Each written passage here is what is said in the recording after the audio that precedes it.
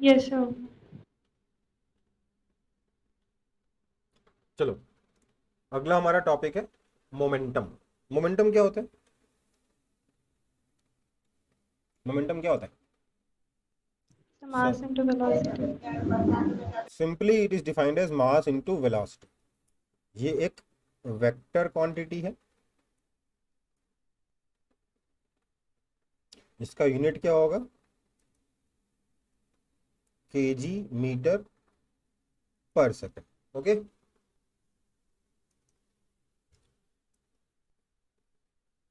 ये आपको मोमेंटम होता है, मास इनटू वेलोसिटी। जिस डायरेक्शन में वेलोसिटी होती है उसी डायरेक्शन में मोमेंटम होता है ना? यस और नो? यस। Yes sir. जिस डायरेक्शन में वेलोसिटी होगी उसी डायरेक्शन में मोमेंटम भी होगा। तो ये हमारा मोमेंटम का डेफिनेशन है, यही डेफिनेशन है। हाँ, अगर आप इसको फिजिकली समझना चाहते हो कि इसका मीनिंग सर हुआ क्या, फिजिकली मैं इसको कैसे इंटरप्रेट करूं, तो सिंपल सा एग्जांपल है। मान लेते हैं मैं आपको दो पत्थर मारता हूं सेम साइज के। सच में नहीं मार रहा हूं, सिर्फ आप लोग इमेजिन करिएगा। मान लेते हैं मैंने एक 200 ग्राम का पत्थर, दोनों 200 ग्राम के पत्थर लिए और दोनों पत्थर मैंने आपको मार दिए। एक मारा 10 मीटर पर सेकंड से, दूसरा मारा 20 मीटर पर सेकंड से। आप बताइए तो आपको दोनों में से किस पत्थर से ज्यादा चोट लगेगी? सर 20 मीटर पर सेकंड। इससे ज्यादा चोट लगेगी ना? Yes sir. This is dangerous. क्यों क्यों क्यों ये ज्यादा डेंजरस है?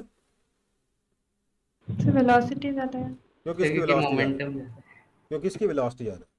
वेलोसिटी जाने से ज्यादा होने से क्या हो, मोमेंटम ज्यादा हो। ठीक है, चलो। तो मतलब वेलोसिटी ज्यादा होने से काम हो जाता है ना? तो एक काम करते हैं फिर। अगर मैं आपको एक पत्थर मारूं 200 ग्राम का 10 मीटर पर सेकंड से, मतलब 36 किलोमीटर पर आवर, राइट? या दूसरे केस में यस। मैं आपके ऊपर बाइक दे मारूं विथ 5 मीटर पर सेकंड से, आप क्या, किससे चोट खाना पसंद करोगे? सर माइंड सर में मार पत्थर देंगे। से। हाँ, सर पत्थर पत्थर से। से। पत्थर से ना, क्यों? सर क्योंकि सर बाइक का उसका मास मास। ज्यादा है। इसका मास ज्यादा है। मतलब मास भी इंपॉर्टेंट है और वेलोसिटी भी इंपॉर्टेंट है। Yes sir. तो बेसिकली मोमेंटम क्या मेजर करता है? इन दोनों का प्रोडक्ट। असली में क्या इंपॉर्टेंट है? मोमेंटम। Mass into velocity. तो किस चीज का मेजर है ये, कि चोट किससे ज्यादा लगेगी? समझ में आई बात? Yes sir. किसी ऑब्जेक्ट के चोट पहुंचाने की क्षमता को मोमेंटम कहते हैं ना? अब ऐसे मत लिखना, हो क्या वैसे तो लिखना होता ही नहीं है, पर फिर भी समझने के लिए क्या समझो। Momentum measures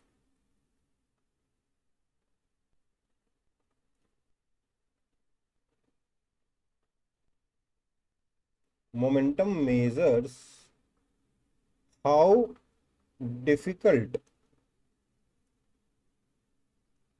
is it to stop a moving object. ये आप सिर्फ अपनी फीलिंग के लिए रख सकते हो, ये कहीं लिखने की जरूरत नहीं पड़ेगी। और अगर व्हाट इज मोमेंटम पूछा जाए तो गलती से भी ये मत लिखना, this is not the definition. Define momentum लिखे और किसी ने ये डेफिनेशन लिख दी तो प्लीज नंबर कट जाए। डेफिनेशन क्या है?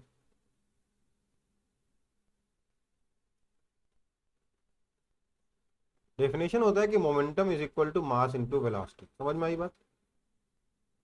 यस। Yes sir. यही डेफिनेशन है।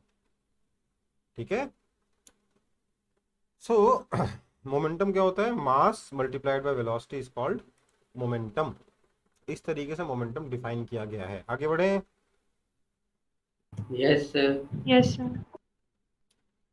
बट हाँ, फिजिकली इसको समझने के लिए क्या बोल सकते हो कि किसी चीज को रोकना कितना मुश्किल है, किसी चीज से आपको कितनी चोट लग सकती है। फॉर एग्जाम्पल यहाँ पे अगर मैं बाइक की जगह आपको कार मार दूं इस वेलोसिटी से, और ज्यादा चोट लगेगी। ट्रक मार दूं तो बहुत ही तेज चोट लगेगी, हाँ या ना? Yes sir. तो वही इसी चीज को मेजर कर रहा है क्या? मोमेंटम। ठीक है, आगे बढ़े। यस यस अब सर। अब चलो इस पे कुछ लल्लू पंजू क्वेश्चंस कर लेते हैं, फटाफट सॉल्व करो।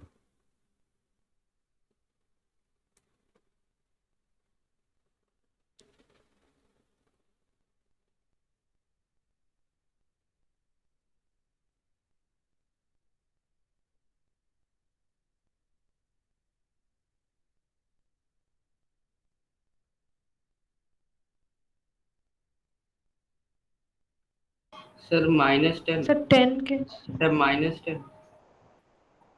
चलो देखते हैं। क्या बोला गया, एक बॉल है, बड़ी भारी बॉल है भाई, 2 किलो की बॉल है, ये 10 मीटर पर सेकंड से आ रही है, जाती है, एक दीवार से टकराती है और टकरा कर वापस आ जाती है। वापस कितनी स्पीड से आती है? Sir 5 metre. 5 मीटर पर। मास तो 2 kg ही है ना? तो पी इनिशियल कितना हुआ? 20 kg/मीटर, हाँ है ना? Yes sir. और पी फाइनल यस कितना हुआ बताइए? Sir sir 10। 10 kg/मीटर। -10 kg/मीटर। भैया इधर वाली वेलोसिटी पॉजिटिव लोगे तो इधर वाली वेलोसिटी नेगेटिव हो जाएगी ना। Yes sir. मैंने इनिशियल डायरेक्शन को प्लस ले लिया, फाइनल डायरेक्शन को माइनस ले लिया। इनिशियल को प्लस क्यों लिया गया? हालांकि स्पीड गिवन है तो ठीक है, वो आपकी चॉइस है। तो देयरफॉर चेंज इन मोमेंटम कितना हो गया? P 30। Final minus P initial, that is equal to -30 kg/मीटर। समझ में आई बात? Yes sir. ठीक है।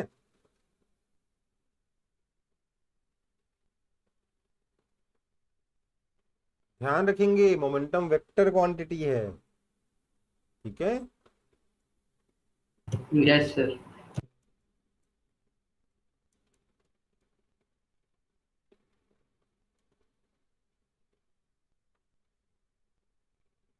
इजी है डिफिकल्ट है ये क्वेश्चन? Sir easy. क्लास 9 के बच्चे डांट खा जाते हैं क्वेश्चन नहीं करते हैं तो। आगे बढ़ते हैं, बढ़ो आगे, यस फटाफट सॉल्व करो।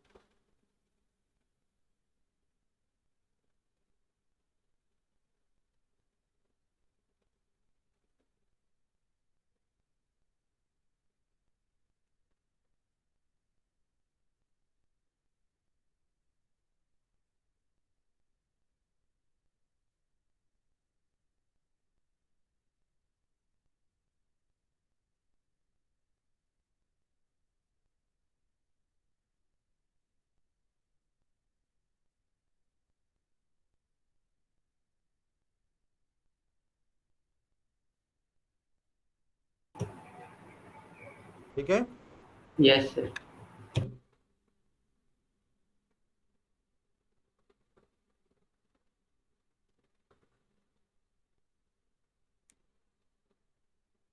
कुछ दिक्कत तो नहीं इसमें? No sir. No sir.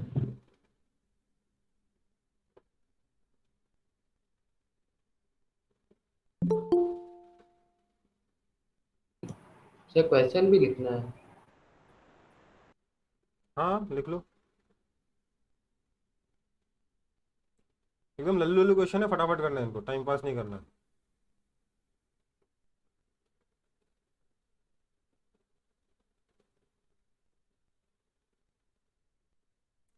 मैं हुई नहीं अभी तक वीडियो में, ठीक है होगा।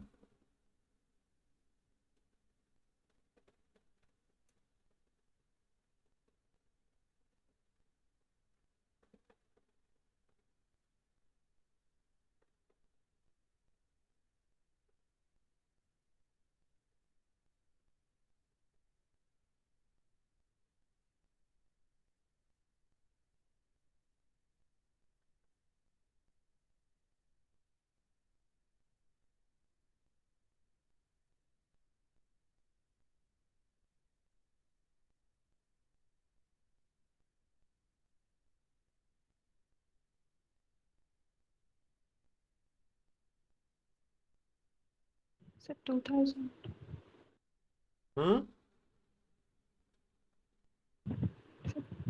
सर 2000 देखते हैं। बोला भैया मास कितना है, 1000 kg। इनिशियल वेलोसिटी कितनी है, 10 मीटर पर सेकंड।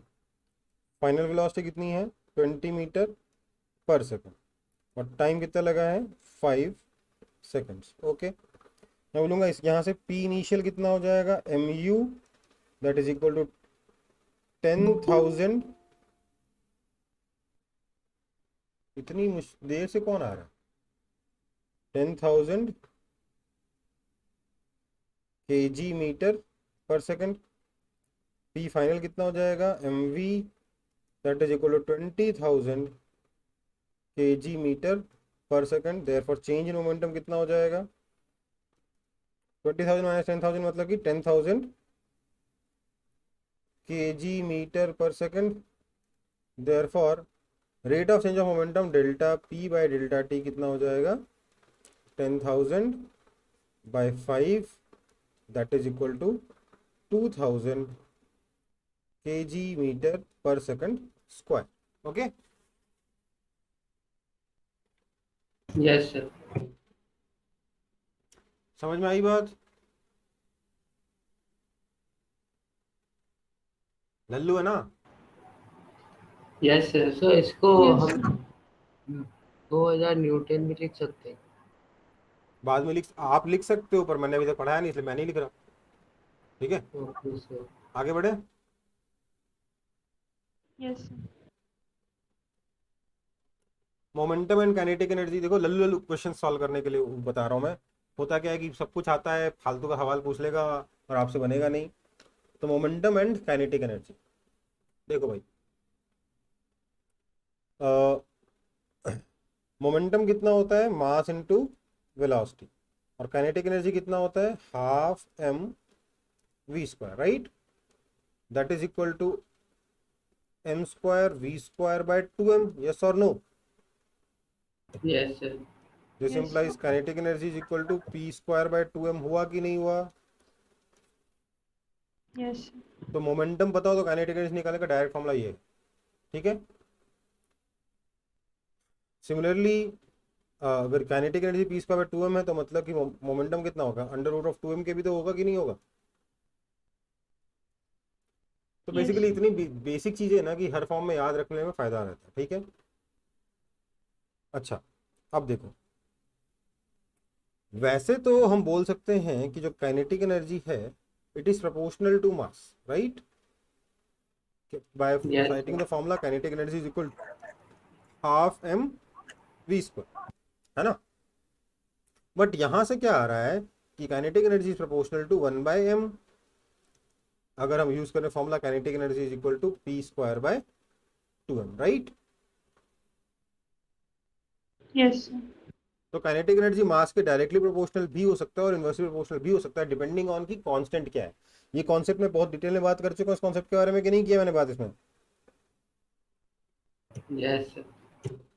जब एक्सेलेरेशन पढ़ रहे थे v²r या ω²r, तो बात करी थी कि नहीं करी थी, centripetal acceleration yes yes sir. करी थी ना, कि रेडियस के डायरेक्टली प्रोपोर्शनल एक्सेलरेशन की इनवर्सली प्रोपोर्शनल है कितनी सर करी थी। एक बार हम लोग करंट इलेक्ट्रिसिटी में भी वो देख तो देख पिछले रहे साल थे की बात है, इस रेजिस्टेंस। साल के बारे में बात कर रहा हूँ। करी यस क्या, सर। करी थी कि नहीं, यस करी थी ना, बता दो यार इस साल करा कि नहीं करा। देखो भैया, नहीं करा तो शॉर्ट में समझ लो। प्रोपोर्शनैलिटी क्या होता है, अगर मैं कभी लिख रहा हूं कि y is proportional to x, तो ऑटोमेटिकली जो अगला स्टेप आता है वो क्या आता है, y is equal to some constant c into X. Yes और no. Yes yes yes sir. तो x के साथ जो कोइफिशिएंट लग रहा है वो कांस्टेंट होना चाहिए। अगर मैं बोल रहा हूँ kinetic energy proportional to mass, तो फॉर्मूला जो आएगा क्या होगा, उसमें जो कोइफिशिएंट आ रहे हैं मतलब मास के साथ जो नंबर्स मल्टीप्लाई हो रहे हैं वो कांस्टेंट होने चाहिए, तब मैं ये स्टेटमेंट कह सकता हूँ, राइट। मतलब कि वेलोसिटी अगर सेम है अलग अलग ऑब्जेक्ट्स का, कांस्टेंट का मतलब सेम होना। हम प्रोपोर्शनैलिटी का यूज करते हैं चीजों को कंपेयर करने के लिए, ठीक है। किसी क्यों यूज करते हैं प्रोपोर्शनैलिटी, दो चीजों को कंपेयर करने के लिए, यस दो क्वांटिटीज को कंपेयर करने के लिए, या अलग अलग सिचुएशन में सेम क्वांटिटी को कंपेयर करने के लिए। ठीक है। सो अगर मैं बोल रहा हूँ कि kinetic energy proportional to m है, तो कंपेरिजन कब होगा? जब उन ऑब्जेक्ट्स के बारे में बात की जाए जो सेम वेलोसिटी से मूव कर रहे हैं या सेम स्पीड से मूव कर रहे हैं, तब मैं बोल सकता हूँ कि kinetic energy proportional to m। लेकिन अगर दो ऑब्जेक्ट सेम मोमेंटम से मूव कर रहे हैं तो मुझे क्या बोलना पड़ेगा? Kinetic energy inversely proportional to m। समझ में आई बात? Yes this is valid if velocity is same, बोल रहा हूँ कांस्टेंट की जगह, सेम बोलना मुझे ज्यादा पसंद है। And this is valid if momentum in different situations is same. ठीक है, समझ में आई बात? जिन सिचुएशन को कंपेयर कर रहे हो वहां पे क्या चीज सेम है, उसका यूज करके आप बता सकते हो कि काइनेटिक एनर्जी मास के डायरेक्टली प्रोपोर्शनल होगा या इनवर्सली प्रोपोर्शनल होगा। ओके बेटा, यस सर चलो आगे बढ़े। यस सर सर वहाँ पे टेंजेंशियल एक्सेलरेशन भी तो फिर डायरेक्टली प्रोपोर्शनल टू आर और इनवर्सली प्रोपोर्शनल टू आर होगा। कैसे?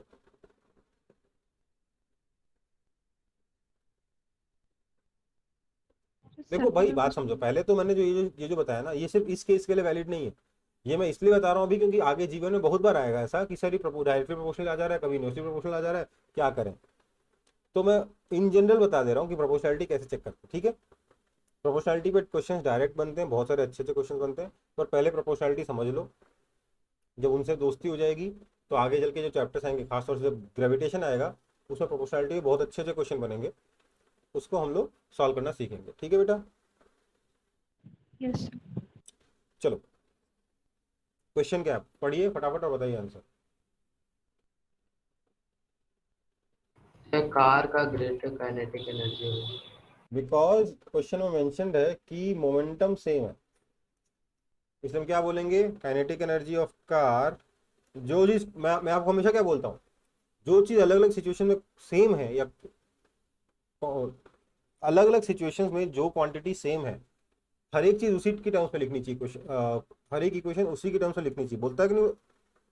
क्वेश्चन सॉल्विंग का एक बेसिक में ही बताया था कि नहीं बताया था मैंने? यस।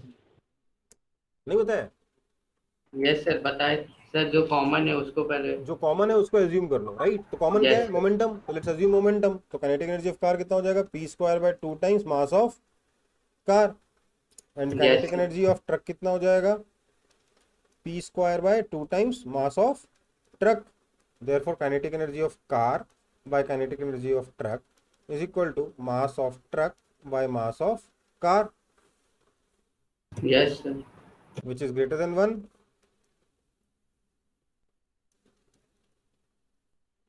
ठीक है, प्रोपोर्शनलिटी यूज नहीं किया, आप डायरेक्टली बोल सकते थे क्योंकि मोमेंटम कांस्टेंट है, kinetic energy proportional to 1 by mass, therefore जिसका मास ज्यादा होगा उसका काइनेटिक एनर्जी कम होगा, जिसका मास कम होगा उसका काइनेटिक एनर्जी ज्यादा होगा। डायरेक्टली लिख सकते हो kinetic energy of car is greater than kinetic energy of truck.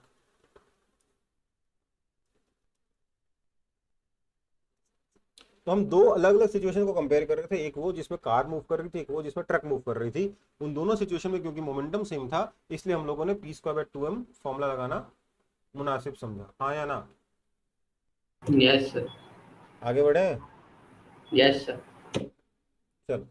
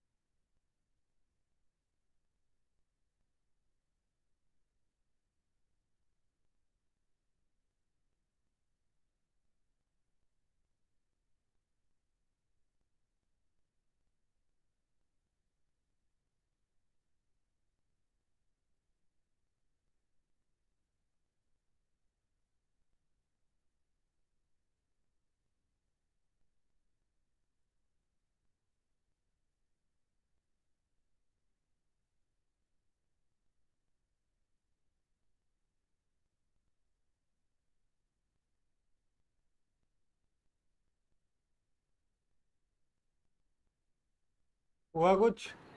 Sir hmm. Sir 2 time ही उसका मोमेंटम बढ़ेगा। क्या? तो इसका मोमेंटम में 2 टाइम इंक्रीज 2 टाइम्स होगा। होगा, हाँ। क्यों? क्योंकि मोमेंटम का क्या फॉर्मूला बताया है मैंने अभी? तो P = √2m के। That is equal to under root of 2m times kinetic energy कितनी हो गई? 4k0 हो गई। Yes sir.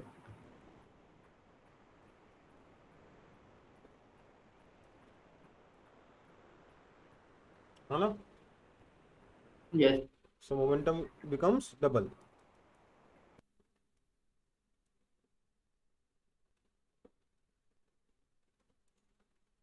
राइट? और यस। और मोमेंटम इज इंक्रीज्ड, ध्यान दीजिएगा, टू 200%, और मोमेंटम इज इंक्रीज्ड या इंक्रीजेस बाय,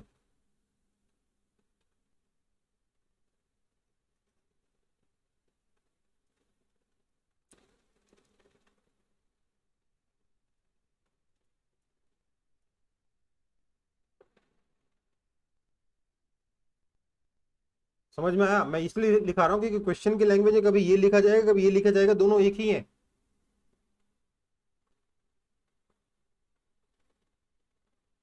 यस सर, बस 2 और बाय का अंतर। समझ में आ गई बात? अंग्रेजी पढ़ानी पड़ती है, ध्यान रखो। इंग्लिश का भी टीचर हूं मैं, और हर साल बच्चे गलतियां करते हैं ऐसे में, है ना? Yes sir. गलतियां हो सकती है कि नहीं हो सकती इसमें आप लोगों से?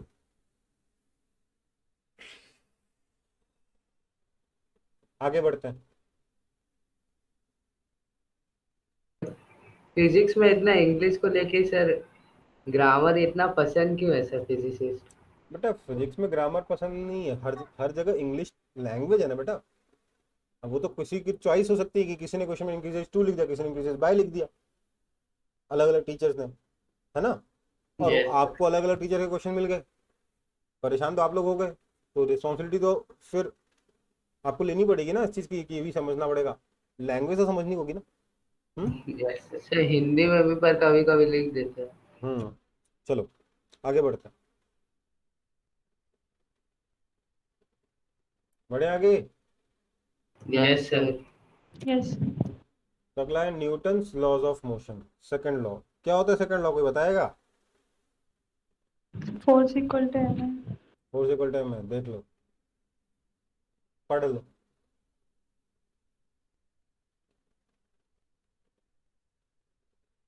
सर है ना? यस। तो F is equal to M को अगर आप लॉ बोलते हो तो गलत है। Sir, F is directly proportional to delta P by delta T. हाँ, the net force is proportional to rate of change of momentum, ये है लॉ। ठीक है, yes sir. Very good.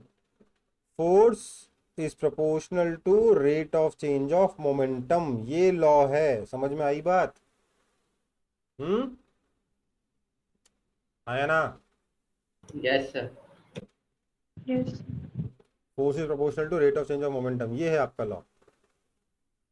Force is equal to M A नहीं है, ठीक है? तो सर फिर force equal to M A कैसे आ गया? ये हमको क्यों लगता है कि ये लॉ है? क्योंकि यहां से वो डिराइव हो जाता है और बार बार हम यूज इसी का करते हैं। ठीक है, यस सर। समझ में आई बात? चलो आगे बढ़े। Yes sir. ध्यान दो, force equal to M, force equal to M A का डेरिवेशन कैसे होगा? तो मैंने आपको बताया कि force is proportional to delta P by delta T, ये लॉ है। अब इसको अंग्रेजी में बोल दो, गणित में बोल दो, जैसे इच्छा बोल दो, ठीक है? इसका मतलब क्या हुआ?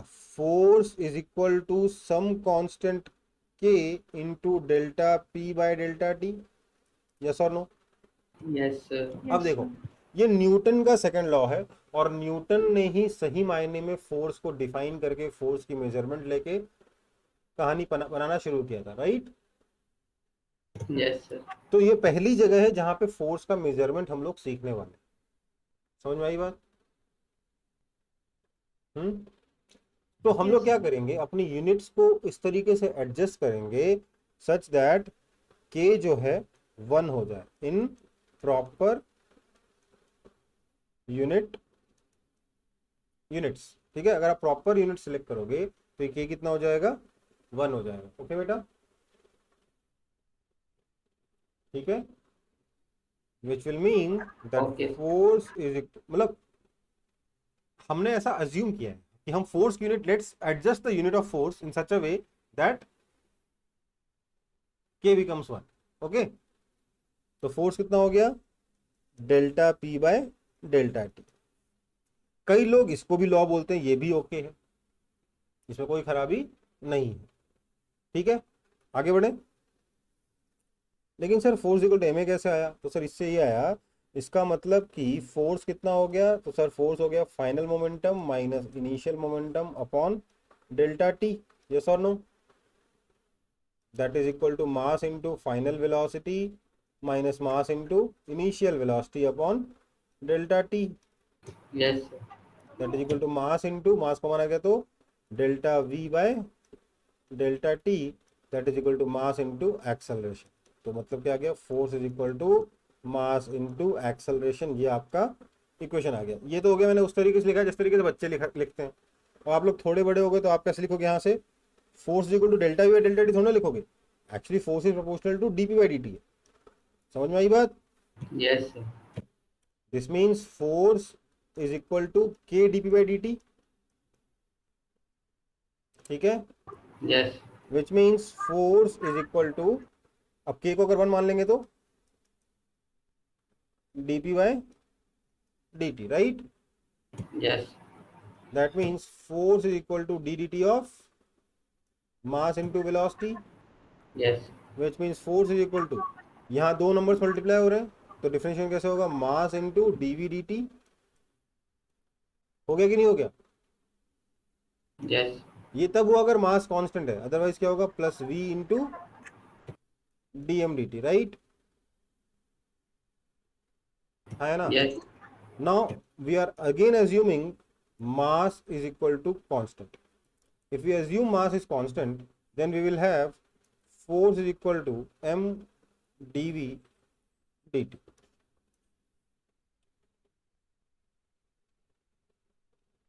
ठीक है,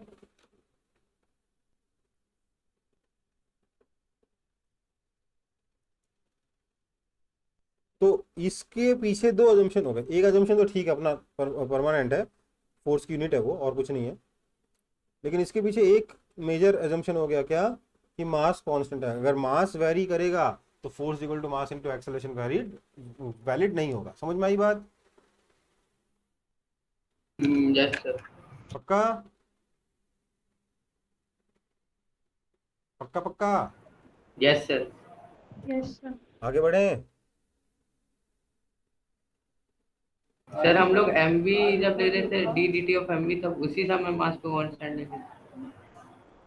अगर आपने मास को बाहर, हाँ वहां पे भी लिख सकते हो, मास अगर कांस्टेंट है तो मास बाहर आ जाएगा, हो गया। लेकिन मैं दिखाना चाहता, अगर मास कांस्टेंट नहीं तो एक टर्म एक्स्ट्रा है, कि मैं ये दिखाना चाहता था। ओके। ठीक है, सर सेकेंड लास्ट लाइन में वो बता दीजिए। देखो प्रोडक्ट रूल बेटा, मैंने प्रोडक्ट रूल लगाया है, first function into differentiation of second function plus second function into differentiation of first function. हाँ, समझ में नहीं आया? सर, वो तो ठीक है सर, मास तो कांस्टेंट होना चाहिए। हाँ, अगर मास कांस्टेंट होगा तो ये 0 हो जाएगा, इसलिए काट दिया मैंने। उस केस में कितना आ जाएगा, force equal to M D V D T. अगर मास कांस्टेंट नहीं हुआ समहाउ, लेट्स से मैं कोई सिचुएशन क्रिएट कर दूं जिसमें मास कांस्टेंट नहीं हुआ, तो क्या करूं? बोलो। सर तब ये वाली इक्वेशन वैलिड नहीं है। तब ये इक्वेशन वैलिड नहीं होगी। ठीक है,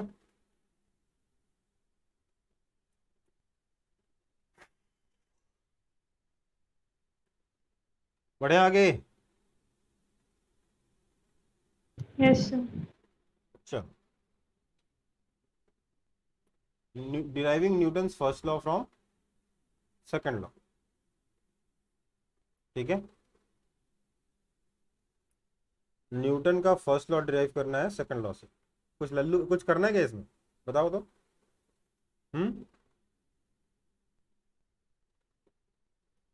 सेकंड लॉ क्या कहा, force is equal to mass into acceleration if mass is constant.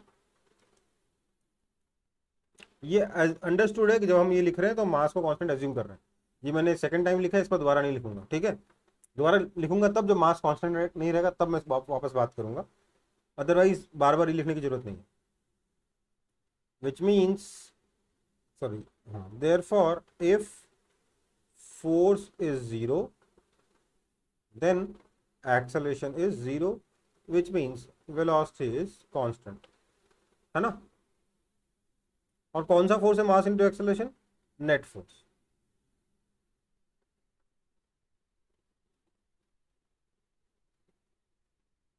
पिछले केस में भी ध्यान रखिए, ये जो है ना, ये नेट फोर्स है, जहां जहां भी एफ आ रहा है वो नेट फोर्स है, ठीक है। तो फर्स्ट लॉ डिराइव हो गया सेकंड लॉ से, हाँ या ना। Yes sir. आगे बढ़े। सर एक मिनट।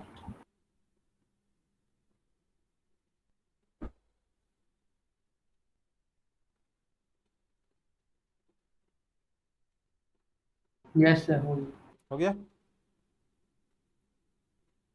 चलो।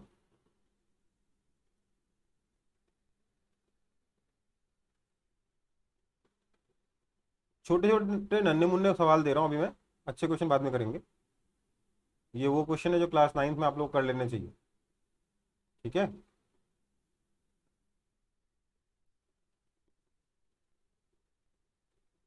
बताओ ना फटाफट, फिर 10 न्यूटन। है ना। Yes sir. Yes sir.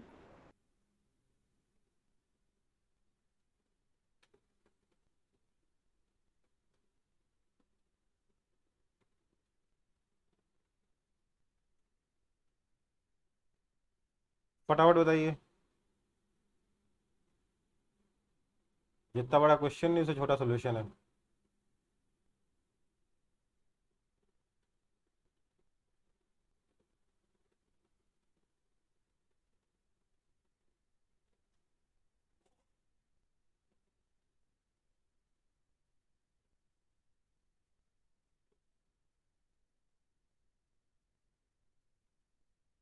क्या करेंगे,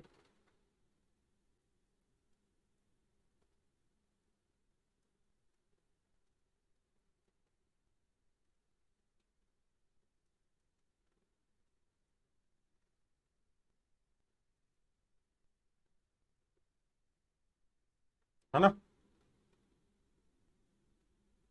yes sir.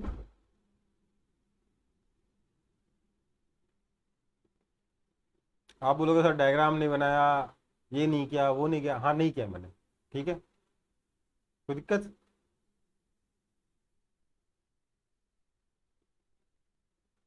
No sir.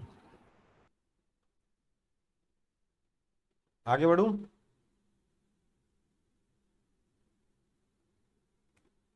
Sir yes बस सर। क्वेश्चन बस लिख रखा।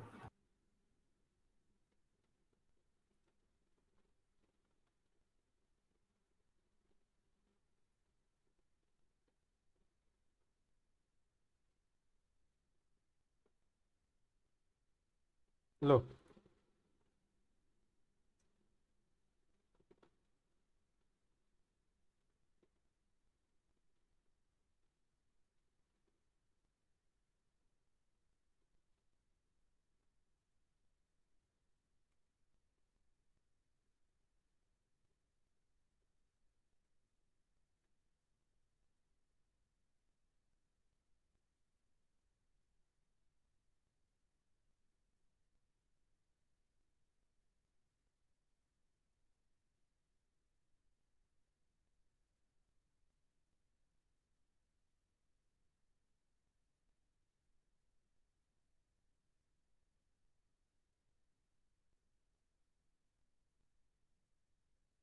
Sir 20 kg। ठीक है।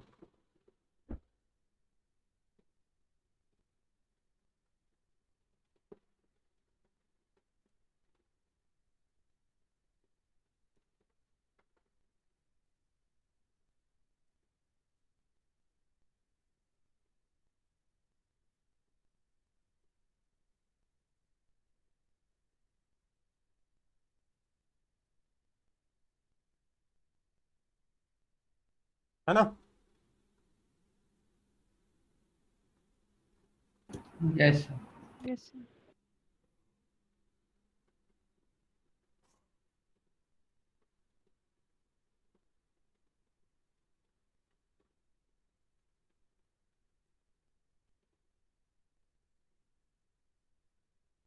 आगे बढ़ते हैं।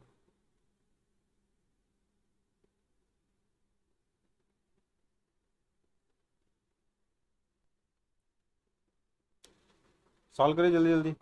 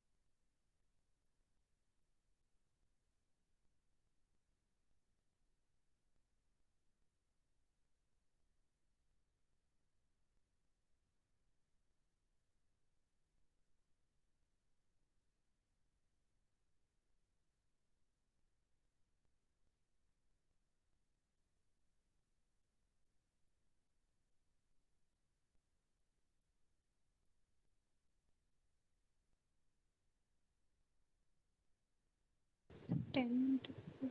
हम्म। So 10 meter per second square. नहीं भाई, देखो भाई क्या है, F is equal to m1 a1, F is equal to m2 a2, right? Yes. और F is equal to m1 plus m2 into A, है ना? निकालना क्या है? Yes. निकालना क्या है? सर ए निकालना है, क्या नहीं निकालना है? So ना एफ निकालना है, ना m1 निकालना है, ना m2 निकालना है ना? Yes sir. मतलब मुझे m1 m2 को यहाँ से एलिमिनेट करना है। yes. तो मैं क्या करूँगा, यहाँ पर लिखूंगा m1 is equal to F by a1, m2 is equal to F by a2, और इसको उठा के यहाँ डाल दूंगा। हाँ या ना? हाँ या ना? Yes this implies f is equal to f by a1 plus f by a2 into a. This implies a is equal to 1 upon 1 by a1 plus 1 by a2, that is equal to a1 a2 upon a1 plus a2, that is equal to 20 into 30 upon 20 plus 30, that is equal to 12 metre पर second square. समझ में आई बात? Yes sir.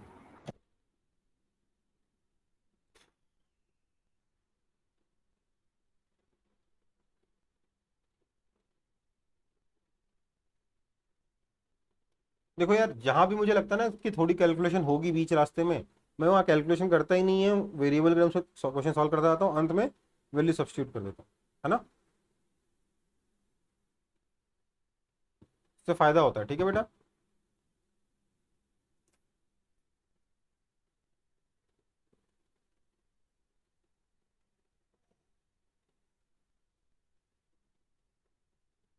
आगे बढ़े। Yes, sir.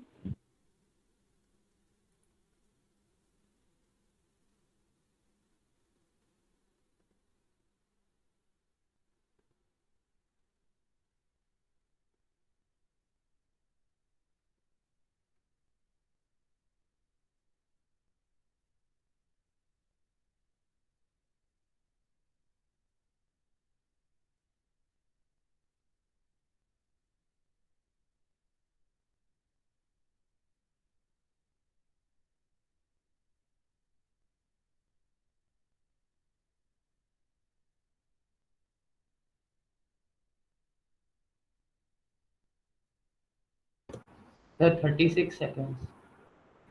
हम्म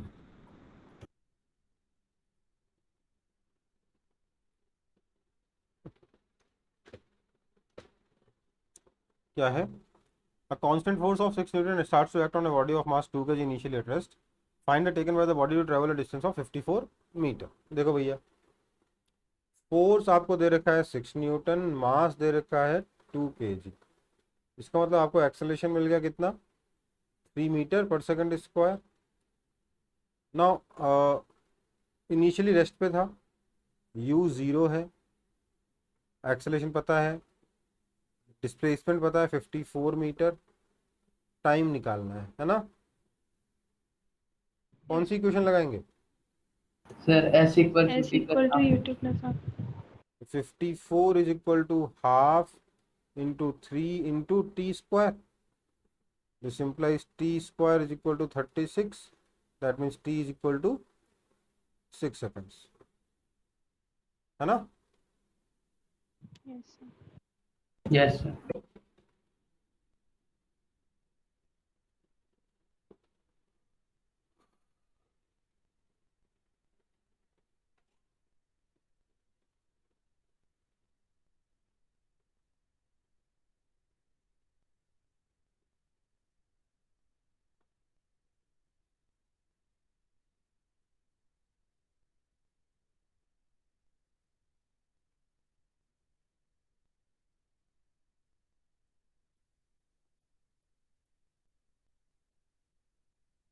Sir, हो गया। हो गया? आगे बढ़े? Yes, sir.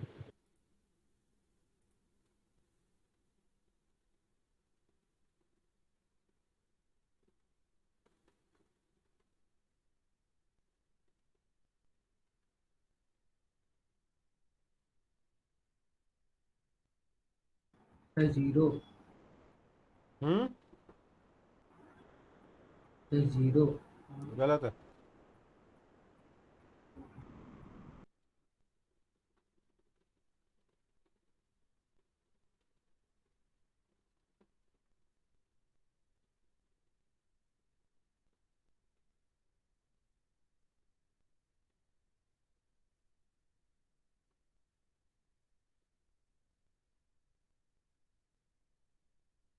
Sir, sir, two Newton. Sir 2 metre. क्या हो जाएगा? Force equal to mass into acceleration आएगा, और एक्सेलरेशन कितना होगा इस ग्राफ का स्लोप? दैट इज, मास तो हाफ Four. के जी है, इंटू एक्सेलरेशन इस ग्राफ का स्लोप आएगा। स्लोप कितना हो जाएगा? 4 मीटर पर second square. That is equal to 2 K G metre पर सेकंड स्क्वायर। समझ में आई बात? या फिर 2 न्यूटन। समझ में आई बात? Yes, sir. ठीक है। वैसे एक चीज और समझो, चलो ये लल्लू वाले क्वेश्चन थोड़े खत्म हुए, ठीक है?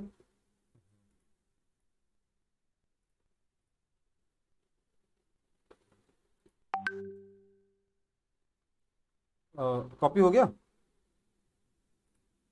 Yes, sir. सर एक मिनट।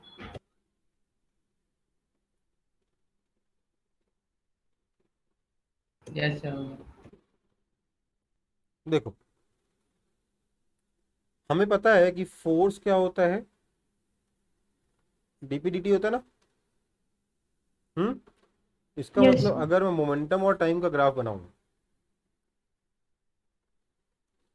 तो उस ग्राफ का स्लोप क्या मैं देगा?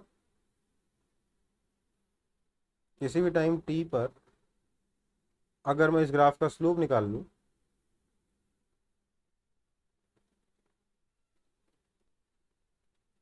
तो slope of tangent to momentum time graph is equal to force. समझ में आई बात? हाँ या ना? Yes sir. Yes, sir. चलो आगे बढ़े। सर ये एक बार एक्सप्लेन कर दीजिए। हम्म बेटा सर एक डिफरेंस बार एक्सप्लेन कर दीजिए। क्या कर दीजिए? सर सर एक बार एक्सप्लेन कर दीजिए सर। एक्सप्लेन कर दीजिए। अच्छा, देखो भाई, किस अगर मैं dy बाई डी एक्स लिखता हूं तो ये क्या होता है? This is equal to slope of y versus x graph होता है कि नहीं होता? Tangent to y versus x graph. Differentiation करके यस क्या मिलता है? स्लोप ऑफ ग्राफ मिलता है। यहाँ पे भी तो यस डिफरेंशिएशन सर। कर रहे हैं ना, तो slope of momentum time graph मिलेगा। हम्म। Okay sir. ठीक है। तो कभी अगर आपको मोमेंटम वर्सेस टाइम का ग्राफ दे रखा हो, उसका स्लोप निकाल के आप फोर्स निकाल सकते हो। ठीक है। दूसरी बात, इनफैक्ट इसके और आगे जाएंगे हम लोग, आगे बढ़े। यस इनफैक्ट अगर आपका फोर्स एक ही डायरेक्शन में लग रहा है, force along a straight line लग रहा है,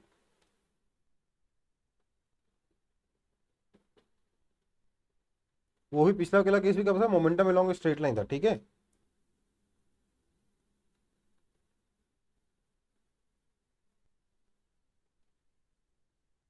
तभी काम करेगा, नहीं तो नहीं करेगा। नहीं तो आप वेक्टर का ग्राफ कैसे ड्रॉ करोगे? समझ रहे हो बात? हम्म। वेक्टर को नंबर से रिप्रेजेंट कर सकते हो क्या? नहीं ना। तो अगर फोर्स अलोंग स्ट्रेट लाइन लग रहा है, तो अगर आप एफ वर्सेस टी का ग्राफ बनाते हो, तो इसका जो एरिया अंडर द कर्व है, ये एरिया क्या देगा? सर हम्म। मोमेंटम। एरिया हमेशा चेंज इन क्वांटिटी देता है। समझ में आई बात? Okay sir. जैसे एक्सेलेरेशन का ग्राफ, एक्सेलेरेशन वर्सेस टाइम के graph under area under the graph क्या देता है? चेंज इन वेलोसिटी देता है, वेलोसिटी नहीं देता, है ना। Yes yes sir. Area under acceleration time graph क्या होता है? Change in velocity. Area under velocity time graph क्या होता है? चेंज इन पोजीशन, जिसका नाम दे दिया हमने डिस्प्लेसमेंट। राइट। Yes sir. आगे बढ़े फिर। Yes yes. अगर फोर्स स्ट्रेट लाइन में हो तो क्या हो गया? समझ में आ गया। अगर फोर्स और मोमेंटम 3 डायमेंशन में है, तो भी क्या होगा? हम लिख सकते हैं, ध्यान दीजिएगा, ये बहुत इंपॉर्टेंट है कि F vector is equal to D P vector by D T. Right, है ना। This implies F X I cap plus F Y J cap plus F Z K cap is equal to D D T of P X I cap plus P Y J cap plus P Z K cap. आया ना? Yes sir.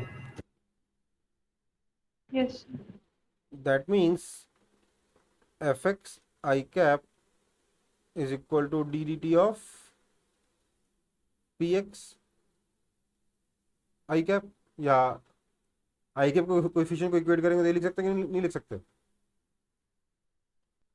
Yes I cap के coefficient को आई cap के coefficient से equate करिए, जे cap के coefficient को जे cap के कोएफिशिएंट से इक्वेट करिए, क्या आ जाएगा?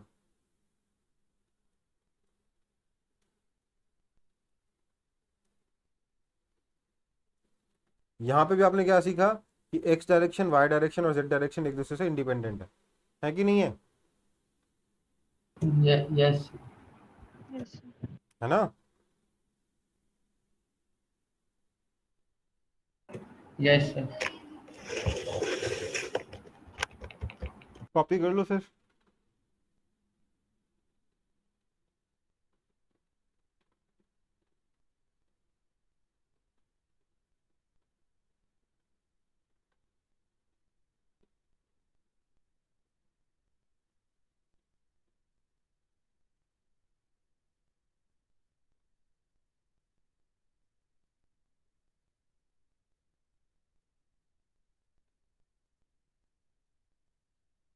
यस बना, कॉपी हो गया? यस सर हो गया। यस समझ में आ गया ना? तो आप ये जो जिसको आप force equal to mass into acceleration लिख सकते हो, आप यहाँ पे क्या लिख सकते हो? अगर मास कांस्टेंट है तो क्या लिख सकते हो? आप यहाँ पे क्या लिख सकते हो? F X is equal to mass into A X, F Y is equal to mass into A Y, और F Z is equal to mass into A Z लिख सकते हो कि नहीं लिख सकते? Yes sir. ये कब वैलिड है? इफ मास आपका कांस्टेंट है तब, हाँ या ना? यस यस समझ में आई बात? तो आपके ये जो इक्वेशंस है ना, force equal to mass into acceleration, ये individually X direction, Y direction और जेड डायरेक्शन में वैलिड है ना? ये एक अच्छी चीज हुई कि खराब चीज हुई? सर, अच्छी चीज। अच्छी चीज हुई ना, क्योंकि हमको जैसी जरूरत पड़ेगी वहां पे किसी भी डायरेक्शन में ये इक्वेशन लगा सकते हैं। हम यहाँ पे फिर से कह सकते हैं सर कि एक्स डायरेक्शन, वाई डायरेक्शन और जेड डायरेक्शन की जो मोशन है वो एक दूसरे से इंडिपेंडेंट है ना? हाँ या ना? Yes sir. चलो आगे बढ़ते हैं फिर। अब समझो बात को। अब है इंपॉर्टेंट चीज, देखो, क्योंकि आपके पास F X is equal to D P X by D T आया, इसलिए अब आप अगर पी एक्स वर्सेस टाइम का ग्राफ बनाओगे तो उसका स्लोप क्या दे देगा? है ना? यस वहीं अगर आप एफ एक्स वर्सेस टाइम का ग्राफ बनाओगे तो उसका एरिया क्या दे देगा? बताइए। Change in momentum along x direction, हाँ या ना? Yes sir. सिंपल। वो जो कॉन्सेप्ट यस था जो मैं बार बार बोल रहा था, अगर मोशन एक डायरेक्शन में तो वैलिड है, अगर किसी भी थ्री डायमेंशनल मोशन भी है उसमें आप कंपोनेंट करके उस इक्वेशन को, ये ग्राफ वाले रिलेशंस को वैलिड बना सकते हो। ठीक है बेटा, आगे बढ़े फिर। Yes sir. चलो, इसके बाद क्या आएगा? Force equal to change rate of change of momentum हो गया। इसके आगे क्या आएगा? हम्म,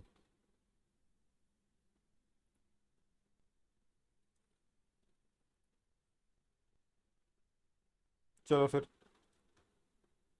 थोड़ा सा आगे बढ़ते हैं। न्यूटन्स लॉज ऑफ मोशन का थर्ड लॉ, दो लॉ तो हो गए, थर्ड लॉ पढ़ेंगे, उसके बाद नए तरीके के क्वेश्चंस करेंगे। ठीक है बेटा, बढ़े आगे फिर। थर्ड लॉ क्या कहता है? Hmm, sir, every yes action has an opposite and equal reaction. इस बारे में हल्की सी बात तो कर भी ली हमने। आप लोग बोलते हो every action has equal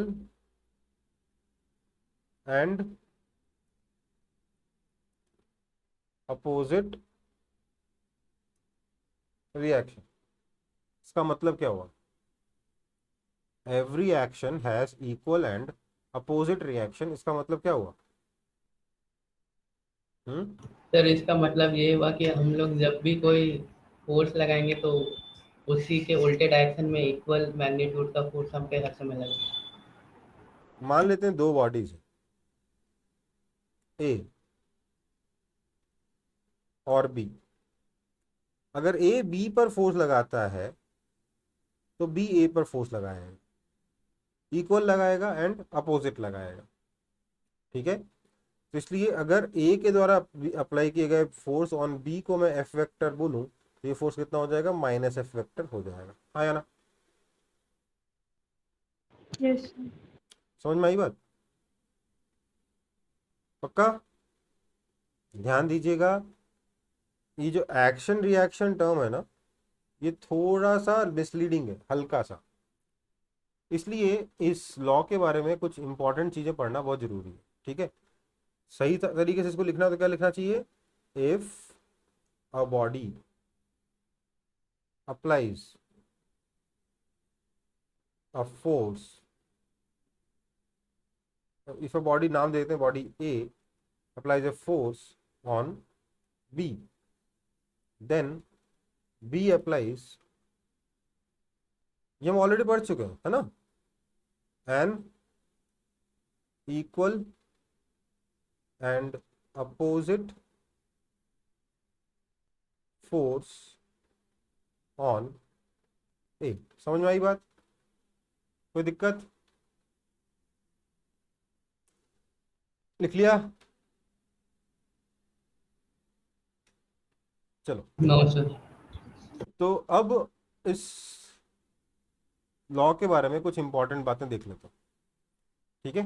some important points about third law of motion. ठीक, ठीक है बेटा, सर एक बार प्रीवियस कॉपी करो।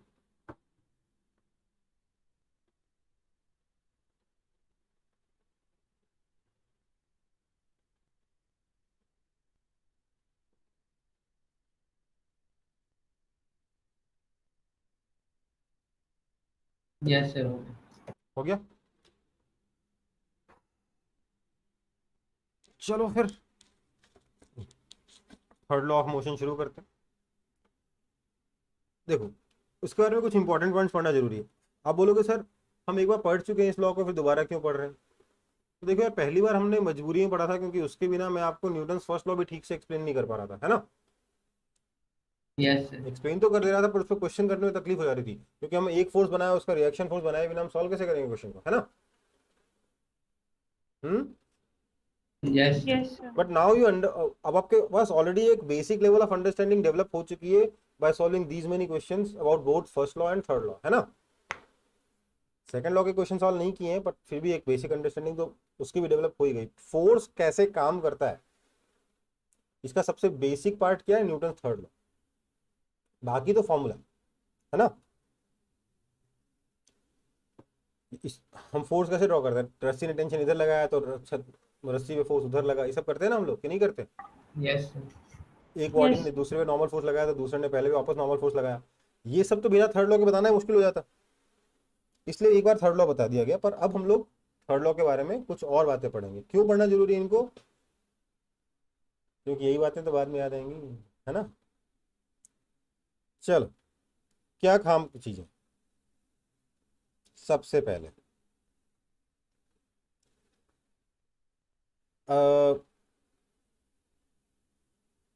एक्शन रिएक्शन पेयर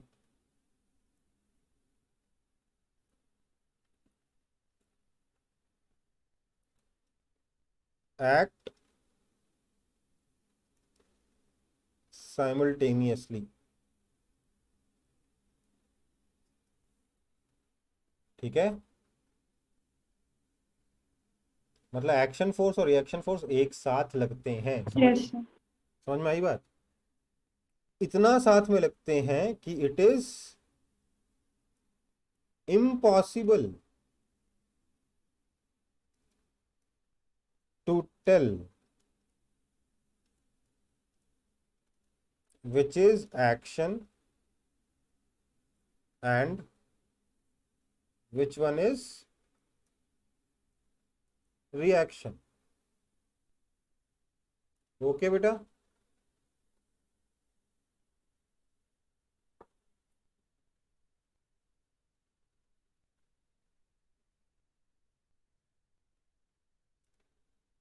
मतलब एक्शन रिएक्शन पेयर कह सकते हो, पर ये नहीं कह सकते कि ये वाला फोर्स एक्शन है और ये वाला फोर्स रिएक्शन। समझ में आई बात?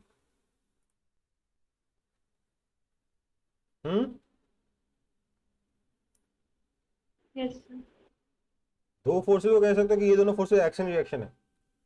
कौन सा एक्शन है कौन सा रिएक्शन है बताना इम्पॉसिबल है। क्यों? क्योंकि नाम से कैसा लगता है एक्शन रिएक्शन, जो नाम दे रखा है कि आपके दोस्त ने आपको थप्पड़ मारा, आपने पलट को वापस थप्पड़ मार दिया, उसने एक्शन किया, आपने रिएक्शन कर दिया, है ना? Yes sir. ऐसा कुछ Yes, भी नहीं sir. है, ऐसा कुछ भी नहीं है। जिस मोमेंट पे एक्शन हो रहा है उसी मोमेंट पे रिएक्शन भी हो रहा है, ये कह रहा है न्यूटन थर्ड लॉ, ठीक है? जिस मोमेंट पे आपका दोस्त आपके गालों पे फोर्स लगा रहा है, उसी मोमेंट पे आपके गाल उसके हाथ पे फोर्स लगा चुके हैं, रिएक्शन हो चुका है, ठीक है? समझ में आई बात? इसलिए Yes. Yes, sir. इसलिए दोबारा पलट के मारने की जरूरत नहीं है, दूसरा गाल भी आगे कर दो, है ना। ये चीज सबसे अच्छे से किसने समझी न्यूटन थर्ड लॉ को? है गांधी जी। गांधी जी गांधी ने। जी। सबसे अच्छे से न्यूटन थर्ड लॉ किसने समझा है? गांधी जी ने समझा है। उनको पता है कि जब अंग्रेज ने मेरे को मारा तो अंग्रेज को ऑलरेडी चोट लग चुकी है, मैं उसको क्यों मारूं, मैं दूसरा गाल भी आगे करता हूँ, मेहनत भी वो करे, मार भी दोनों को बराबर पड़े, तो अल्टीमेटली वही ना हारेगा, है ना। Yes sir. Yes. तो ये होता है एक्शन रिएक्शन का सबसे बेसिक लॉ। दोनों फोर्स साथ में लगते हैं, कौन सा एक्शन है कौन सा रिएक्शन बताना इम्पॉसिबल है। दूसरा उतना ही इंपॉर्टेंट है, action reaction or action and reaction forces are similar in nature। मतलब क्या है सर? मतलब इसका ये है कि ग्रेविटेशनल फोर्स का रिएक्शन फोर्स ग्रेविटेशनल फोर्स ही होगा, नॉर्मल का रिएक्शन नॉर्मल होगा, टेंशन का रिएक्शन टेंशन होगा। समझ में आई बात? फ्रिक्शन का रिएक्शन फ्रिक्शन होगा, इलेक्ट्रोस्टैटिक फोर्स का रिएक्शन फोर्स भी इलेक्ट्रोस्टैटिक फोर्स ही होगा, मैग्नेटिक फोर्स का रिएक्शन मैग्नेटिक फोर्स ही होगा। समझ में आई बात? Yes, sir. ठीक है। अगला action reaction pair do not act on same object। कई बार लोग ऐसे आर्गुमेंट देते हुए सुने जाते हैं, सर, हाँ बेटा, सर मैंने इस पे फोर्स लगाया F, तो सर एक रिएक्शन फोर्स लग गया -F, तो सर नेट फोर्स 0 हो गया, तो सर ये मूव क्यों किया?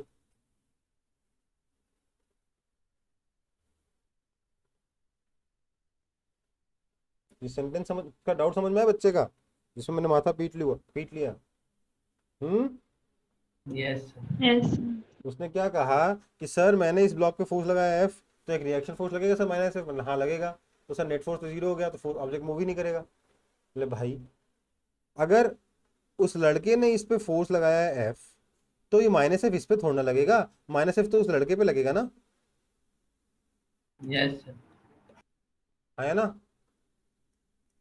तो दोनों, अब इस पे लगने वाले फोर्स को इस पे लगने वाले फोर्स को थोड़ा ना ऐड कर दोगे, करोगे क्या? No sir. ठीक है, No, sir. तो दोनों सेम ऑब्जेक्ट पे नहीं लगते। ओके बेटा, चल Yes, sir. अगला क्या है? Action and reaction forces act along a straight line। ठीक है, मतलब क्या है कि मान लेते हैं मेरे पास एक बॉल ऐसी है और दूसरी बॉल ऐसी है, ये बॉल A है, ये बॉल B है। आपने बोला सर B ने A पे फोर्स लगाया, ऐसे ये हो गया सर मेरा F वेक्टर, बदले में A ने B पे फोर्स लगाया, ऐसे सर ये हो गया मेरा F वेक्टर, है ना। समझ में आई बात? तो सर ये दोनों फोर्सेस इक्वल हैं, दोनों फोर्सेस अपोजिट, ये -F वेक्टर सॉरी, सर ये दोनों फोर्सेस इक्वल हैं, दोनों फोर्सेस अपोजिट है ना। दोनों का नेचर भी सेम, ऐसे मान लेते हैं ग्रेविटेशनल फोर्स है या कोई और फोर्स है, ठीक है। तो ऐसा हो सकता है क्या? जवाब है ऐसा नहीं हो सकता। क्यों नहीं हो सकता, सोचा कभी? So same object. नहीं, ऑब्जेक्ट तो अलग अलग है। बात ये है कि अगर मैं मान लेते हैं इनको एक ऐसे एक रॉड से कनेक्ट कर देता हूं, तो क्या होगा? इन फोर्सेस की वजह से क्या ये रेस्ट पे आ जाएंगे या मूव करेंगे? मूव करेंगे। कैसे मूव मूव करेंगे? करेंगे। ये रॉड से कनेक्टेड है, कैसे मूव करेंगे? रोटेट कर जाएंगे कि नहीं कर जाएंगे? Yes sir. है ना? मतलब फ्री फंड में गोल गोल घूमने लग गए ये लोग। फ्री फंड में गोल गोल घूमने लग गए। इससे टरबाइन कनेक्ट कर दो, इलेक्ट्रिसिटी बना लो फोकट की। यस। बनेगी क्या? नहीं बनेगी। इसलिए एक्शन रिएक्शन फोर्सेस हमेशा क्या होते हैं? स्ट्रेट लाइन में ही एक्ट करते हैं। ठीक है,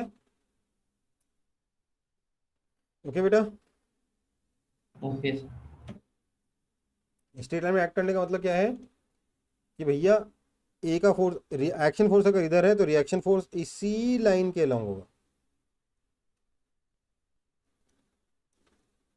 तो बी यहां कहीं होगा, या वो बात की बात है, फोर्स इसी लाइन के अलॉन्ग होगा, है ना? Yes sir. Yes sir. So this situation is not possible.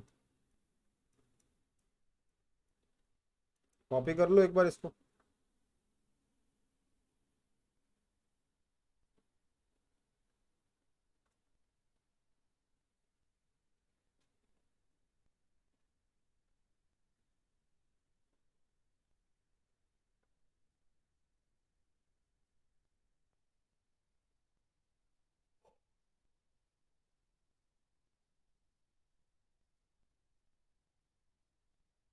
Sir hmm sir वो क्विज और वो सब कब होगा? क्या कब होगा? सर प्रीवियस ईयर क्वेश्चन का जो आप बनाए थे ना। अब बेटा देखते हैं, हम मतलब लूंगा तो जरूर। अब कब ले पाता हूँ देखते हैं। ठीक है, ओके सर। एक्चुअली मैं कुछ दिन के लिए आउट ऑफ टाउन ले जा रहा हूँ। ठीक है, तो मतलब इसलिए तुरंत नहीं ले पाऊंगा। सर सर आप चिंता मत करिए सर, अभी हम लोग आगे हो स्कूल से। बेटा अभी आप लोग आ गए हो ना स्कूल से। स्कूल में पता है क्या होने वाला है आपके साथ? बता दूं आपको सर पहले से? सर अभी बोर्ड सर का एक दिन में सिलेबस एक भी तो चैप्टर आपको खत्म। भेज दिए। हम्म सर सिलेबस तो आपको भेज दिए। सिलेबस भेज दिए? कहाँ तक है यस। सिलेबस? सर ग्रुप पे। हम्म सर ग्रुप पे। नहीं, कहाँ तक है सिलेबस? सर बोर्ड अपना सिलेबस दे दिया टर्म वन टर्म टू का। कितना तक? अच्छा वो बोर्ड वाला। जिन हाँ, तो ग्रेविटेशन तक डाल दिया ना भाई। फर्स्ट टर्म कब होगा? अक्टूबर अगस्त सर सितंबर। Yes sir. सितंबर में। सितंबर में होता है, और हम लोग अभी बहुत पीछे हैं। ठीक है, बहुत पीछे हैं। क्यों? क्योंकि आपके स्कूल में क्या होगा, नहीं चैप्टर्स एक एक क्लास में निपटा दिए जाएंगे बाद में। Yes sir. ठीक है, तो मुझे क्लासेस मैनेज करनी होगी किसी न किसी तरीके से। और जुलाई खत्म हो चुका है, देख रहे हो?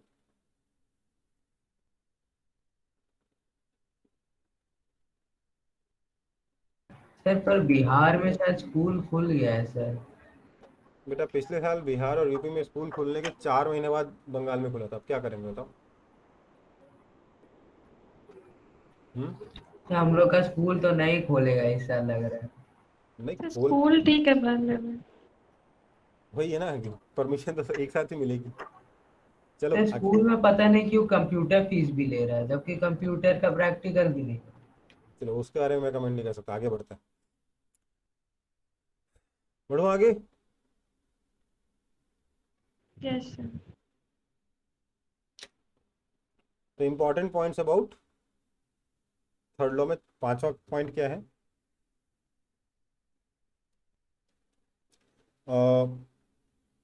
एवरी पेयर ऑफ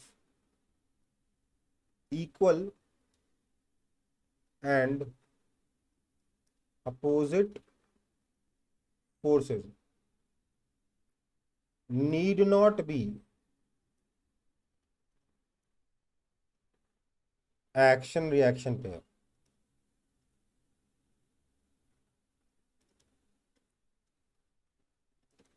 समझ में आई बात?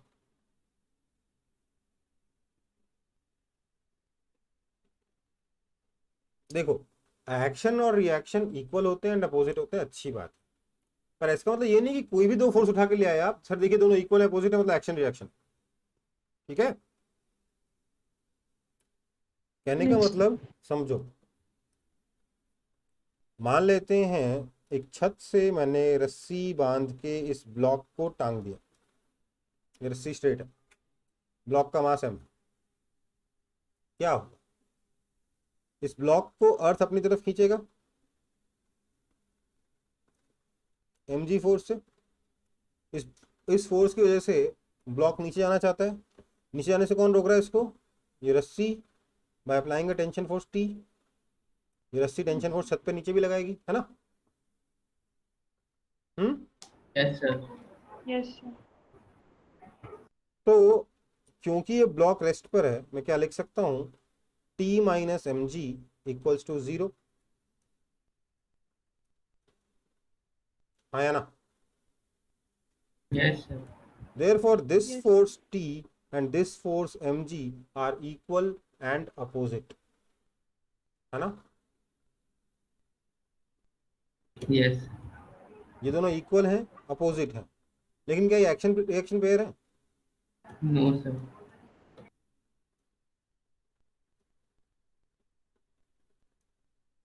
But not action and reaction. इतना ही नहीं, देखिए जरा, ये दोनों भी जो फोर्सेस हैं ये दोनों इक्वल हैं एंड अपोजिट हैं, तो क्या एक्शन रिएक्शन है।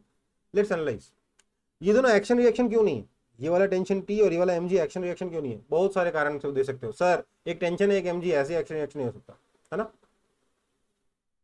Yes, sir. यस सर दोनों एक ही ऑब्जेक्ट पे लग रहे हैं, एक्शन रिएक्शन तो हो ही नहीं सकता, है ना। अगर हम लोग मास, अगर मास शिफ्टिंग, एक ग्रेविटेशनल है एक टेंशन है, एक्शन रिएक्शन नहीं हो सकता, हाँ या ना। Yes sir. Yes. तो सर इस mg का रिएक्शन क्या होगा, देखो यार, mg इस ब्लॉक पे किसने लगाया, अर्थ ने लगाया, इतने। तो ये ब्लॉक अर्थ को ऊपर खींचेगा विथ सेम फोर्स mg, ये दोनों होंगे एक्शन और रिएक्शन, ठीक है, समझ में आई बात। दूसरी बात, सर अगर ये mg फोर्स अर्थ के ऊपर लग रहा है तो अर्थ ऊपर क्यों नहीं आ रहा, अरे भैया अर्थ बहुत भारी है, इतने से फोर्स उसका कुछ नहीं होने जाना, Yes. है ना।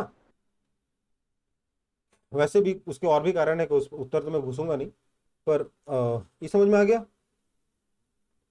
सर इस टेंशन का रिएक्शन फोर्स कौन है, तो भाई इस ब्लॉक पे टेंशन फोर्स किसने लगाया, स्ट्रिंग ने लगाया, तो टेंशन का रिएक्शन फोर्स ब्लॉक स्ट्रिंग पर लगाएगा।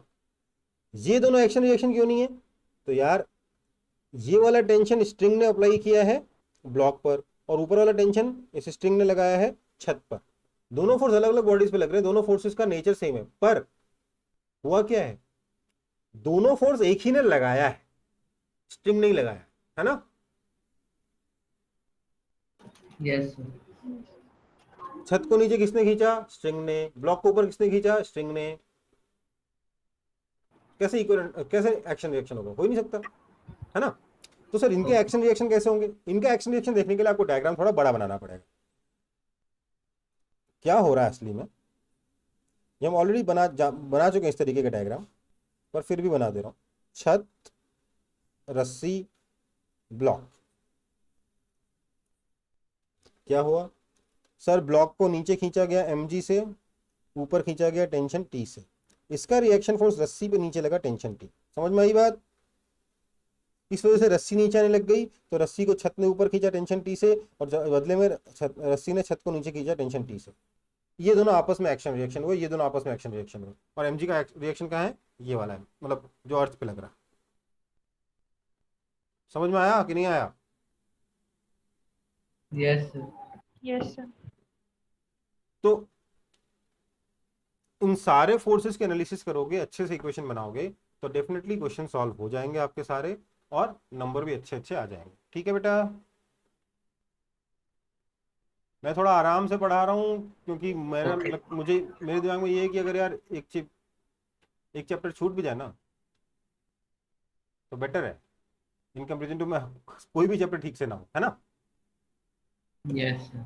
Yes sir. वो छूटेगा तो ऐसा थोड़ा ना कि पूरा ही छूट जाएगा, बाद में तो कराएंगे ही कराएंगे। एक्चुअली आपका 11th क्लास में एक छोटा सा प्रॉब्लम है बेटा। क्या प्रॉब्लम बताएं?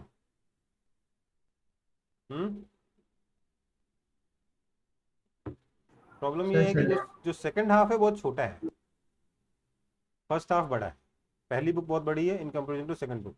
पहली बुक में कॉन्सेप्ट ज्यादा है, अगर पहली बुक सही से समझ में आ गई तो सेकंड बुक धड़ाधड़ धड़ाधड़ धड़ाधड़ निकल जाती है, ठीक है। Yes sir. तो इसलिए, और प्लस नए नए आते 11th क्लास में तो कुछ पता नहीं होता, ना वेक्टर पता होता, ना डिफरेंशिएशन, ना इंटीग्रेशन, सब कुछ पढ़ाना पड़ता है ना। सर पर सर केमिस्ट्री फिजिक्स में थर्मोडायनेमिक्स दोनों में है हाँ सर, तो दोनों में कुछ अलग है क्या? हाँ, केमिस्ट्री में ज़्यादा कॉम्प्लेक्स केसेस तक जाते हैं, केमिकल रिएक्शन तक जाते हैं। फिजिक्स में कम कॉम्प्लेक्स केसेस में ज़्यादा कॉम्प्लेक्स क्वेश्चन बनाते हैं। समझ में आई बात? सर सर ये तो उल्टा हो गया। अच्छा आदमी है सर। हाँ, फिजिक्स में उतने डिटेल में नहीं जाते और कम डिटेल में ही अच्छे अच्छे क्वेश्चन बना लेते हैं, और केमिस्ट्री में बहुत ज़्यादा डिटेल में जाते हैं।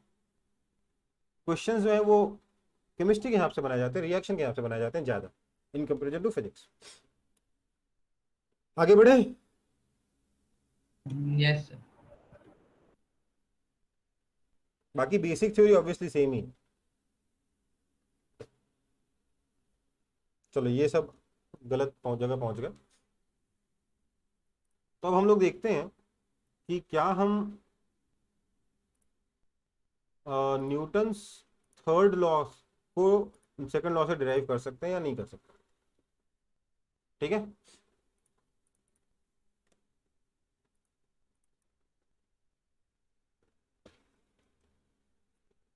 डिराइविंग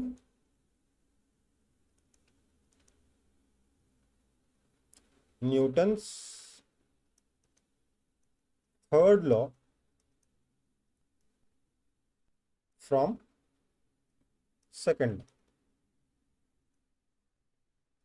ठीक है,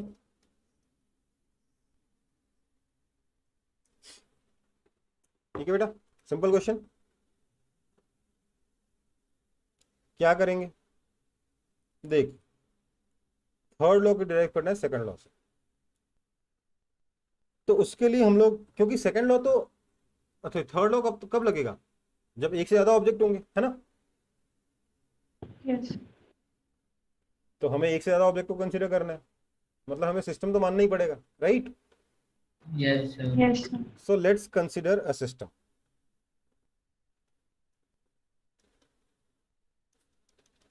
A system of let's say 3 particles। ठीक है, नाउ ये जो सिस्टम है इसके ऊपर लेट्स से कुछ एक्सटर्नल फोर्स लग रहा है, F एक्सटर्नल नेट। ठीक है, समझ में आई बात। Okay sir. इसका नाम 1 दे देता हूं, उसका नाम 2 दे देता हूं, उसका नाम 3 दे देता हूं। इसके ऊपर लग रहा है F1 एक्सटर्नल, इसके ऊपर लग रहा है लेट्स से F2, किधर लग रहा है मुझे नहीं मालूम, बस एक्सटर्नल इधर लग, इस पे लग रहा है F3 एक्सटर्नल, सब वेक्टर है ना।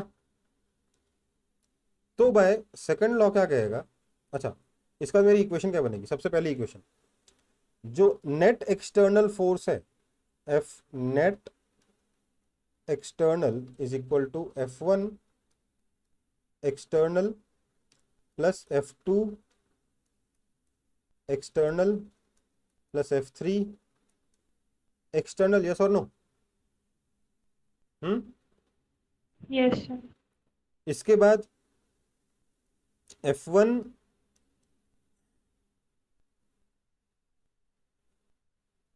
Net is equal to M1 A1, F2 net is equal to M2 A2, F3 net is equal to M3 A3। ये काम करूं, 3 में कंफ्यूजन हो रहा है, 2 से कर लेते हैं क्योंकि एक्शन रिएक्शन तो 2 ही के बारे में बात कर रहे हैं ना, तीसरे को जबरदस्ती इंट्रोड्यूस क्यों कर रहे हैं हम लोग, है ना? कोई दिक्कत? Yes sir. वो जबरदस्ती इंट्रोड्यूस करके फिर मैं जनरल केस में सॉल्व कराना चाहता था, पर उससे उल्टा एक और कॉम्प्लेक्स, कुछ और चीज कॉम्प्लेक्स आएगी, फिर उसको हमको दोबारा रिजॉल्व करना पड़ेगा, तो काफी लंबा डेरिवेशन हो जाएगा। 2 में सॉल्व करते हैं, ठीक है? चलो, F1 नेट कैसे आएगा? बेसिकली 1 पर 2 भी फोर्स लगाएगा और 2 पर 1 भी फोर्स लगाएगा। मैंने इन दोनों को रैंडम डायरेक्शन में माना है ना? तो इसको मैंने बोल दिया F1 internal, F2 internal, right? अच्छा, ये गलत लिख दिया मैंने, M1 into D D T of P1 vector, M2 into D D T of P2 vector. Yes और नो? यस और नो? Yes sir. अच्छा, ये तो मेरे बेसिक हुए। अब मैं यहां से इस इक्वेशन से मैं ये लिख रहा हूं, दिस इंप्लाइज, अच्छा नहीं है, यहां मैं ये लिख रहा हूं एफ नेट जो है एक्सटर्नल वाला, वो क्या होगा? That is equal to D D T of P1 vector plus P2 vector. Yes और no? Yes, sir. That is equal to F1 net plus F2 net, आया ना? Yes sir. मैंने इसको और इसको यहां डाल दिया, राइट? Yes sir. अब मैं इसको यहां डालता हूं तो मुझे क्या मिलेगा? F1 का external plus F2 external is equal to F1 net plus F2 net. Yes और no? Yes sir.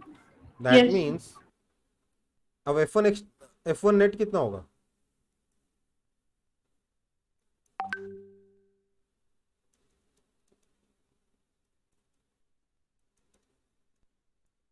F1 net क्या लिख सकते हो? F1 पे लगने वाला एक्सटर्नल फोर्स प्लस F1 पे लगने वाला इंटरनल फोर्स, सॉरी मतलब Yes, 1 पे लगने sir. वाला इंटरनल फोर्स, प्लस यहाँ पे क्या हो जाएगा? F2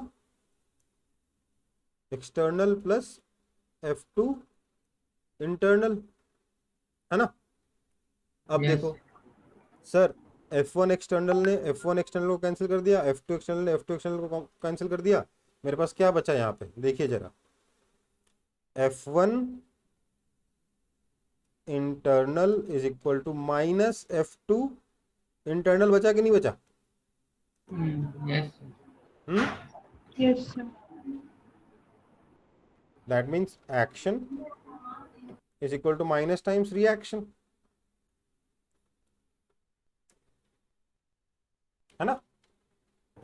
Yes sir. ये दोनों कैंसिल हो रहे हैं ना, मतलब दोनों क्या इक्वल है, अपोजिट है?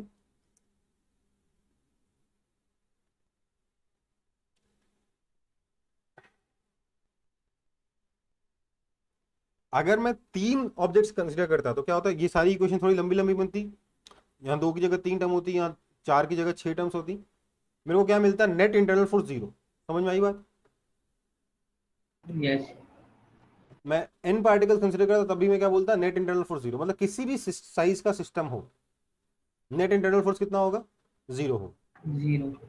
इसका मतलब मैं अगर 2 ऑब्जेक्ट्स पे सिलेक्ट करूंगा तो नेट इंटरनल फोर्स 0 होगा, मतलब दोनों का एक्शन रिएक्शन हमेशा कैंसिल होगा, हाँ या ना? Okay sir. Yes. ठीक है, ध्यान दीजिएगा, एक बहुत इंपॉर्टेंट चीज सीख लिया आपने यहाँ पे फिर से, क्या कि कितना भी बड़ा सिस्टम ले लीजिए, नेट इंटरनल फोर्स कितना रहता है? 0 ही रहता है। Okay, Yes sir. Net force हमेशा नेट एक्सटर्नल फोर्स के बराबर रहता है। आगे बढ़े।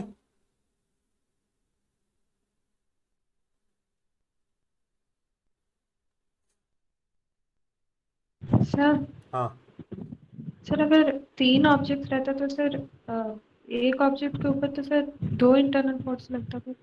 हाँ, हाँ, सॉरी, वहां पे 9 टर्म्स हुए थे, सॉरी मैं गलत बोल रहा हूँ। यहाँ 6 की जगह वही, मतलब मैं 9 भी लिख सकता था, मैं चाहता तो 6 भी लिख सकता था। कैसे? मैंने F1 इंटरनल जो लिखा वो दोनों का सम लिख दिया, ठीक है, इंटरनल फोर्स लिख रहा हूँ ना। Yes sir.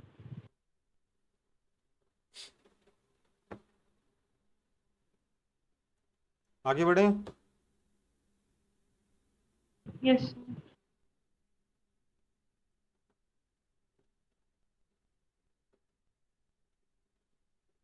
तो which is the Newton's main law, first law, second law या third law? Sir second law. Second law main law है, क्योंकि उससे फर्स्ट लॉ और थर्ड लॉ दोनों डिराइव हो जाते हैं। इसी कारण से असली में जो गैलीलियो का लॉ था ना, गैलीलियोस लॉ ऑफ इनर्शिया, उसको भी न्यूटन्स लॉ बोल दिया गया, क्योंकि न्यूटन के लॉ से वो डिराइव हो रहा था। समझ में आई बात? Okay sir. यस। थोड़ा ना योगी आदित्यनाथ गया था चेंज करने, है ना। यस। चलो आगे बढ़ते हैं। बढ़ू? यस सर, हो गया। Yes sir. अगला है Newton's second law for system.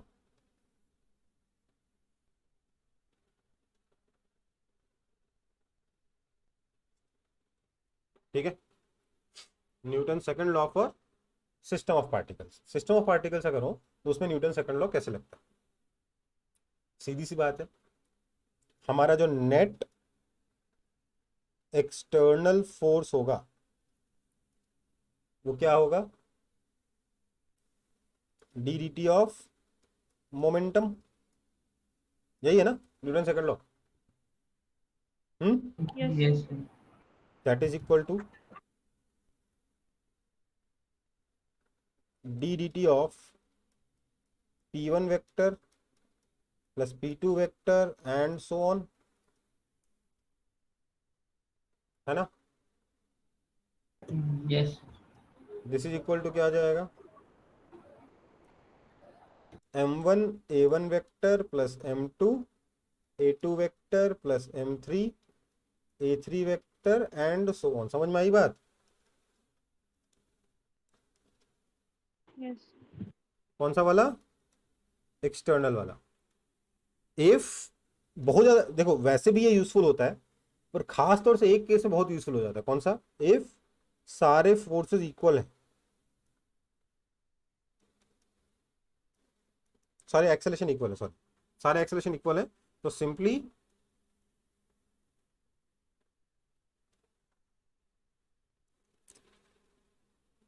Total mass m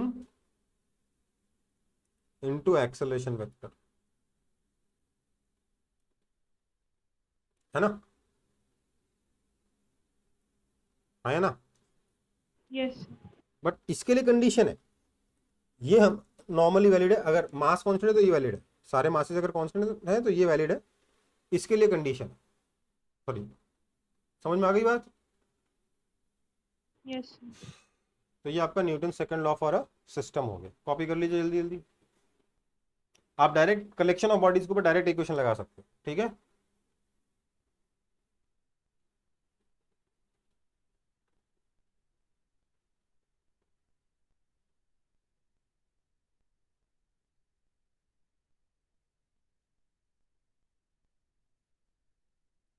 sir.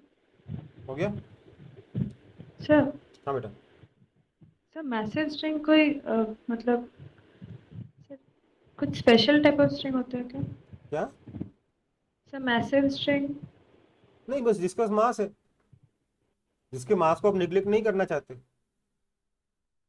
Okay sir. हम लोग जनरली क्या करते हैं, मास को निग्लेक्ट करके चलते हैं ना स्ट्रिंग की। Yes sir. अगर आप मास को निग्लेक्ट नहीं करना चाहते तो क्या करोगे? कुछ ना कुछ तो करोगे। Yes sir. आगे बढ़े। Yes sir. तो Newton second law for system ऐसे हो गया, है ना।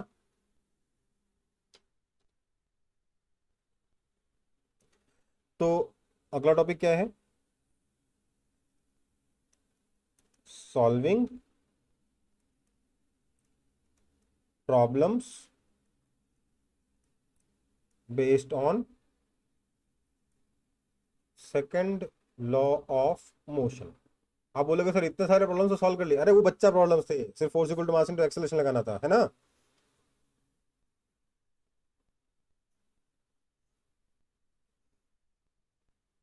तो क्लास 9 से पढ़ चुके हो आप लोग वो सारे क्वेश्चंस। अब थोड़ा सा डिसेंट क्वेश्चंस कैसे सॉल्व करते हैं उसकी कुछ स्टेप्स होती है, वो क्या होती हैं ये हम लोग नेक्स्ट क्लास में सीखेंगे। यहां से हम लोग नेक्स्ट क्लास में शुरू करेंगे, ठीक है बेटा। Okay sir. ठीक है बेटा, तो मिलते हैं अगली क्लास में, तब तक के लिए टाटा बाय बाय। बाईस बाय बेटा।